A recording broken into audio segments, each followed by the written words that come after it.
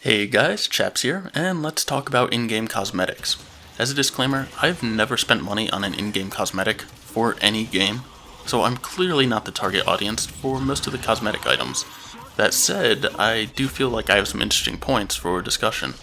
The community has spoken up loud and clear in regards to what is deemed an acceptable practice in terms of cosmetics.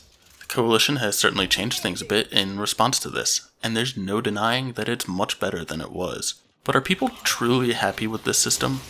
Over the course of this week, I want to break things down into 3 categories: paid items, the tour of duty, and challenges and earned items.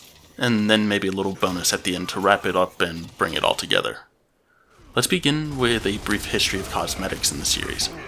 We of course had the Golden Lancer and Hammerburst from Gears 2.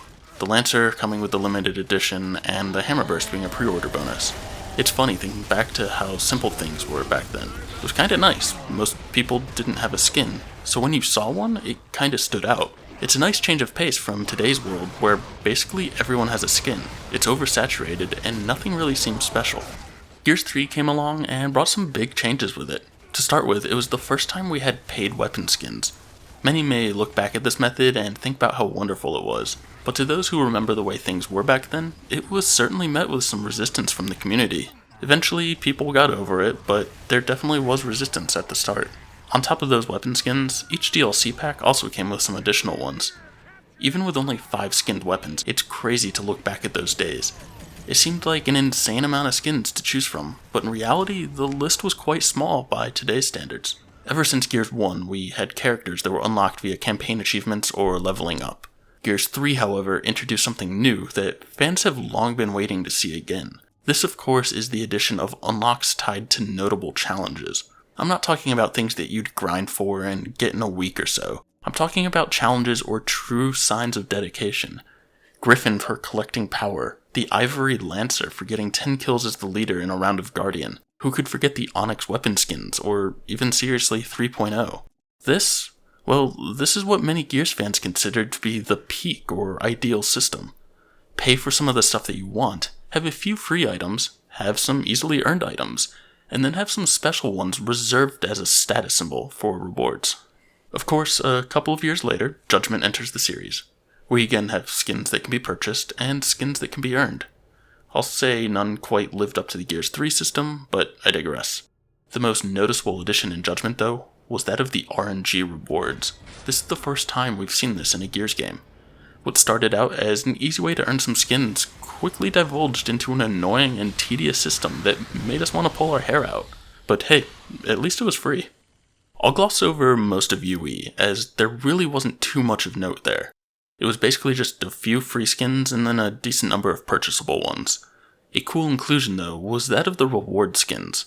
These weren't like the Gears 3 ones where you automatically got them for doing some in-game accomplishment. These were skins that were handed out on a per individual basis. I ended up collecting quite a few of them actually, and I gotta say, it was a really cool addition. Oh boy, Gears 4 time. I'd venture to say that Gears 4 had a pretty successful launch in terms of cosmetics. There were a decent number of craftable items, and we were constantly earning these points that we knew we'd get to spend on RNG packs. And overall, things seemed swell. A couple of months after launch, though, we learned about the premium packs. You know, where TC could put stuff that people really wanted. And, well, let's just say prices were a little high, especially considering the RNG nature of the packs. Over time, prices improved and the quality went up. I will say that at times it seemed like they were almost too frequent, and it was seemingly impossible to earn enough credits at a high enough rate. And this is where the next batch of complaints really seemed to start. People didn't have enough credits, so they felt that they needed to spend money. But then the money was treated the same as credits, so it was all still RNG. People weren't happy about spending money on an RNG basis. A couple of years after launch, though, this system had finally evolved and reached what I, and many, consider to be a close to ideal system. Gear packs were coming in at a decent rate, but still slow enough that you could reasonably have enough credits to get most of the stuff you wanted. Not all of it, but most of it. The packs had a quicker, less effective option, and a slower, but more cost-effective option. These options were purchasable with either earnable credits or with real money. A money-only option was introduced for better RNG 10-card options. and a big addition was that of the direct purchase. This was only available for money, but you could directly purchase items rather than having an RNG chance. And then to finish things off, all previous items eventually became craftable for scrap. Well, except for the esports stuff. I would venture to say that this system was near perfect near the end. The only notable lapse is that of the true challenge system to award notable rewards for people to complete some difficult challenge. Yeah, we kinda had this with the whole Road to Gears 5 thing, but they were time limited and seemed kind of gimmicky. But hey, overall, the end of Gears 4 was a great system. Enter 2019 and Gears 5, and most people were super excited when TC announced no RNG, there's going to be direct purchase, there's a free battle pass, and free craftable items. Like, the end of Gears 4 was awesome, they announced all this great stuff about Gears 5, we figured things could only go up from here.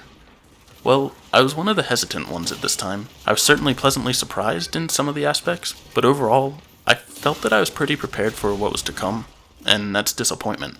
I don't think anyone would consider it a stretch to say that the launch of Gears 5's cosmetic system was a complete train wreck.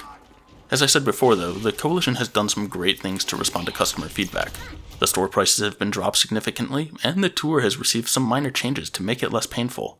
That said, I'm still not entirely pleased with the way things are functioning. The Coalition is continuing to listen to feedback though, and trying to right their wrongs, and that brings us to the purpose of this series. Join me this week as we dive into the various aspects of unlocks and cosmetics and search for the possibility of improvement. Perhaps the community will influence some change in Gears 5 as we go into future operations, or maybe the Coalition's already taking notes on how to do things right in Gears 6. I don't claim to have all the answers, and I know many of you will have your own thoughts and opinions. So I challenge you all, think about what you dislike, try to find the root cause, and propose solutions. Also think about what you like, and try to highlight those items. Comment below if you want, tweet the Coalition, post them on Reddit in the forums, just make your voice heard. To hear my views on it, go ahead and hit that subscribe button, and check back every day this week as we walk through the subjects. I'll see you all tomorrow as we discuss the paid items and the store. Thanks for watching everyone, and I'll catch you next time.